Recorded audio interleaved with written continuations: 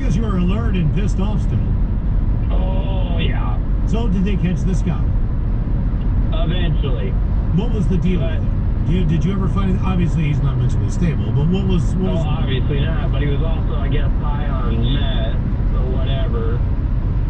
But I guess they could have caught him within a moment's notice because he ran down the opposite direction of the trail that I had travel down on and then hid out, stuck the knife into the ground, and left it there with a sledger, a can of beans, and a spoon that he had just eaten a meal with. Yeah, so he left his DNA, he left a knife, he left all that stuff. Is that guy still in jail? No. No? How long ago did this happen? No. 5 years ago. And some change. Okay, how long was he in for? 4 months, but he was supposed to serve 6. And he got bounced out.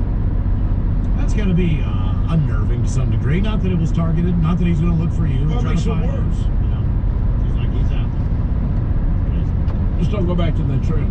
A can of beans and a spoon. That's a prop for a sexual fantasy. Grab this can of beans and a spoon. Meet me in the bedroom. It's going to be hot tonight. For better or for worse, who or what was caught on video? 206-421-ROCK. Can of beans might involve a sport. Yeah. Oh, use the spoon. I'm telling you, use the spoon. It's sexy time will be different. Hello, Jeff. Welcome to the men's room. Hola, fellas. Hola. So this is going to be a little bit of a lighter story than the last one. Wow. I would hope so. Yeah. My wife just turned 50 a couple months ago or so, and when you turn 50, it's time for the colonoscopy. So she gets this, an appointment for a colonoscopy. They give her the special juice to drink the night before, and the day before she downs the juice. And then she remembers that she needs to pick up one of our boys from work. Uh-oh. Not a big deal, but she jumped in the car, got up to where she was going, and it started coming. So she races home really quick. We've got one of those special fancy locks to where you punch in a code versus using a key. The door jammed, so she ran around to the back side of the house, tried to use the special code for the garage door. That didn't work for some reason, so she ran back around to the front. Meanwhile, I've got the place with cameras, ring cameras like Fort Knox. I got this whole thing on camera. She couldn't get the front door open, so, and we live in a really nice little neighborhood in Upper Ballard. She had to find the nearest flower pot and just let her rip. Oh yeah, it's all liquid. What kind of flowers were in the It's flowers? also all on camera. It's all on camera. I love it. It's hilarious. You've kept it, I'm guessing. This Loyal Heights neighborhood smells funny. Exactly. Oh yeah, I kept it. But we'll watch it every once in a while just to reminisce. Does she get as much enjoyment out of watching it as you do? She did. I thought for sure she was going to stay tight-lipped, but I mean, what the hell? We're 50. Okay, well, let me ask you this, man. I can guess what her body language looked like, because we've all been there, but could you see the distress in her face when you watched the video? I couldn't see the distress, but let's say you could see the relief. Okay. Automatic embarrassment. Strangely enough. Oh my God. Strangely enough, do in my front yard. if she logs on to her medical account, or if they send her the results like they sent me, there is an actual video that will accompany that of the actual colonoscopy. So, the next day there's another video you can like marry the two together. You should put them together, like before and after. When I saw the video of, it was kind of like a spelunking video, right? You know what I mean? And I could not believe you'd think that the journey would have ended much sooner. I just figure. You mean how far up they go? Right.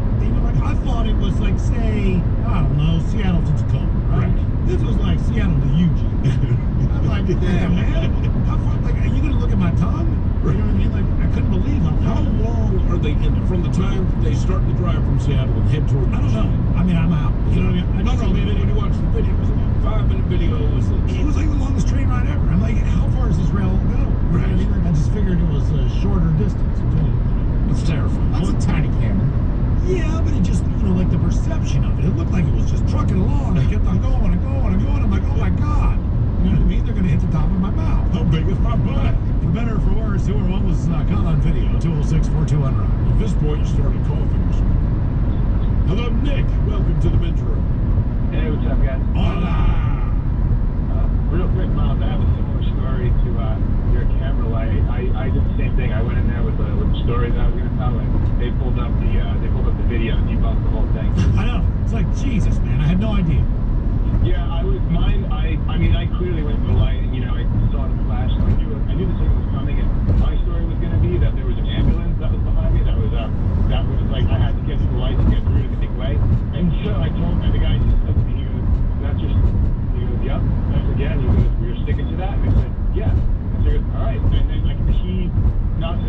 like put on the video and like, well, you saw my car go through, and then like he just left it on. Rolling on. We're like, where's this ambulance going? So like to the ambulance. So yeah, so I did the same thing. I just like put my head down and said, I need it might have been on another street. So, yeah, the next time you have to put a court to tell them that you have an issue with your kid, like your kid in an emergency, then they'll cut it in half. That's what they did. I've been to court a few times for taking. Okay. Well, the ambulance didn't work, so now I'm going to say my kid was sick. Yeah, say there's an emergency with your kid or a babysitter, and just for showing up, they'll give you like, cat loss, which, I'll take it. I was gonna say, generally, traffic court, you just show up, they'll take something. Sure, I did, and they didn't. That's because you lied. No way I didn't stop. Yeah. Yeah, but the story I called in with was when I was in high school, I worked at the YMCA. I was a lifeguard, and I did mostly the closing and opening shifts, which are the easy ones. They're just, last numbers. And we were at the YMCA in the late 90s. We were having a lot of break-ins at the time. So they installed surveillance cameras around. But the rumor was that, like, the ones in important places were real, but the ones that were, like, in the pool and other areas were just decoys that, deter any, like, theft. And so one night I was doing the closing shift, and the girl I was seeing who also worked there, she came over, and we were hanging out at the pool together, and we ended up, after closing, shutting down the lights, and I go skinny dipping and, doing more.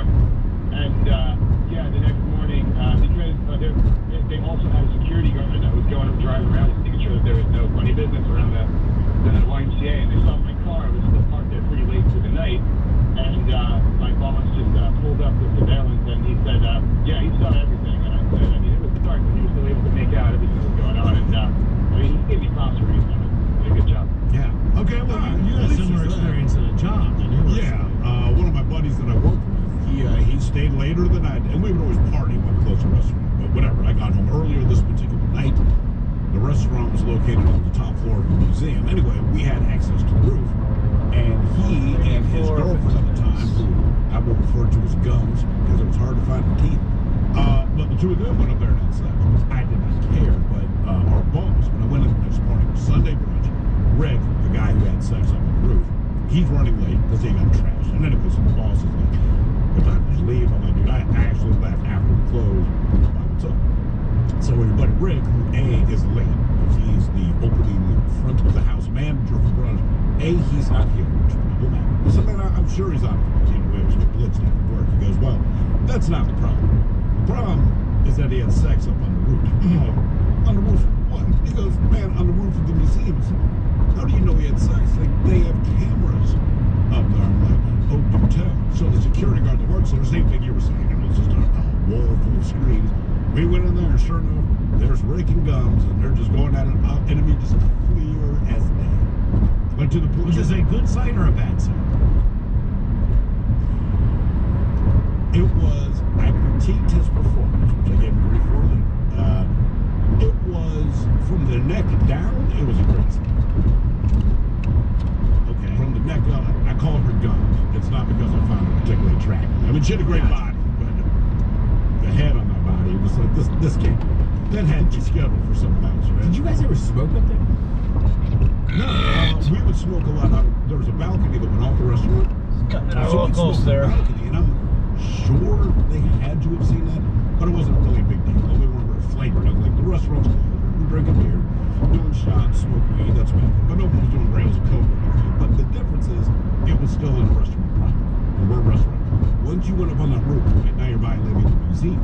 Right, okay. And we're having sex, man, yeah. So. And the thing, the security guard wasn't even really mad. He's just got more chuckling, but it's like, yeah, you gotta find him. For better or for worse, whoever was caught on video, 206-421-ROCK. Hello, Parker. Welcome to the Mint Room. Hey guys, how you doing? Hola!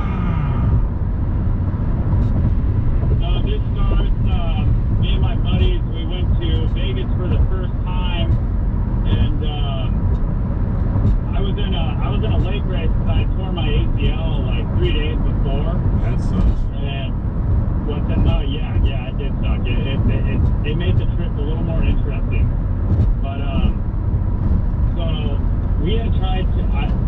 I was blackout drunk by about 2 o'clock. We had a 6 a.m. flight, and this guy had ripped us. This random guy tried to sell us some drugs, and he had ripped us off, and it ended up being stalled. Well, anyways, I decided decided, oh, I'm going to go track this guy down. And I was walking with a cane. So we were in the Hard Rock Hotel, and I got in the elevator, and it wouldn't let me out. I was in there by myself. But anyways, I ended up getting stuck and going up and down floors for about 2 hours. And I got charged $800 for them to get me out. And so I called and tried to dispute it. And what I didn't know is they had me on video the whole time, mashing the buttons and then acting a fool and throwing a tantrum when it wouldn't let me out.